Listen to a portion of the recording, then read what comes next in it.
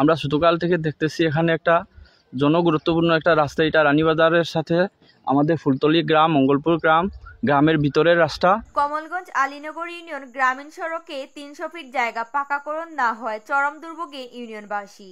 মৌলভীবাজার জেলার কমলগঞ্জ উপজেলায় ঐতিহ্যবাহী রানীর বাজার থেকে পূর্বপল্লী হয়ে ৬ নং আলীনগর ইউনিয়ন, তিলকপুর, রামেশ্বরপুর, রামপুর, মঙ্গলপুর, চিতলিয়া, ফুলতলি গ্রাম সহ প্রায় ২০টিরও উপরে গ্রাম।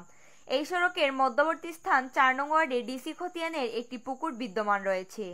এর দুপাশ সড়ক বহু আগে পাকাকরণ করা হলেও স্থানের ৩০০ ফিট জায়গা এখনো কোনো ধরনের উন্নয়ন কাজ সাধিত হয়নি।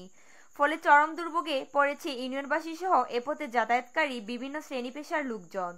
তারা দাবি জানিয়েছেন, সড়কটি পাকাকরণ ও মেরামত করা হলে যোগাযোগের ক্ষেত্রে এ অঞ্চল আরো এক ধাপ এগিয়ে যাবে। সব স্কুলের ছাত্রছাত্রীদের দিকে যায়, আমরা ওই যে মান্ডব আছে, মান্ডবে কারণ চলাচল জোগাড় করি, এখানে অনেক অসুবিধা হয়। মেঘার সময় আমাদের রাস্তা ব্লক হয়ে যায় পুরাটা সারিয়া সামনে গিয়া আবার পিসের রাস্তা কাম শুরু করিয়া যায়।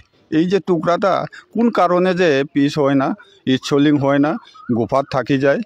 এখন বর্ষাকাল আইছে, আমাদের বাচ্চা কাচ্চাও লেখাপড়া করতে আসা যাওয়ার সময় খুব অসুবিধা হয়। এটা ৩০-৩৫ যে রাস্তাটা ৩৪% রাস্তার জায়গা আছে, কিন্তু এই এত জায়গা থাকার কারণেও ম্যাপের মধ্যে এবং আমরা আগে দেখছি অনেক বড় রাস্তা ছিল, বাট যখন পাকা সড়ক করে এত জায়গা সরকারি খতিয়ান ডিসি 2017 সালের খতিয়ান মোতাবেক এই কাগজে থাকার পরও এই রাস্তাটা হয় নাই পাকা। তো আরেকবার এই রাস্তা পাকা স্যাংশন হওয়ার পরেও আমাদের রাস্তা সংকীর্ণ উপযুক্ত জায়গা না থাকার জন্য পিস করা হয় না। আমি যে মেম্বার আসলাম, এই রাস্তাটা আমি ইচ্ছলিং করাইছিলাম। যখন এই রাস্তাটা পিস আয় তখন কন্ট্রাক্টারে এই ইচ্ছলিংটা তুলি লইছে, তখন রাস্তাটা আরও অনেক বড় আছে, এখন না ভাঙ্গিয়া ছুটো হয়েছে। তখন আমি এটা ইচ্ছলিং করছিলাম, কিন্তু এই কন্ট্রাক্টারে এটা ইচ্ছলিংটা তুলিয়া নিয়ে এই রাস্তাতে পিসে গিয়ে কামো লাগাই দিছে। এখন কিন্তু মেম্বারে আবার কইছিলাম, আর তাই রাস্তা চাইছে কইয়া পাইছে কি না তাও আমি সঠিক জানি না। রাস্তাটা হইলে আমি অত্যন্ত খুশি, আমরাই তো উপকারভোগী এবং 10 জনের রাস্তা দিয়ে চলাচল করবে, এটাই তো ভালো, এটা সবার জন্য ভালো। কিন্তু জায়গা যদি না থাকে তাহলে আমি আমার জায়গা থেকে আরও দিতাম। জায়গা যেহেতু আছে, সরকারি জায়গা, পুকুর, আমার পাড় যখন বাঙ্গিয়া পড়ছে, যেটুকু বাঙ্গিয়া পড়ছে এটুকু বরাদ্দ করলেই হয়ে যায়।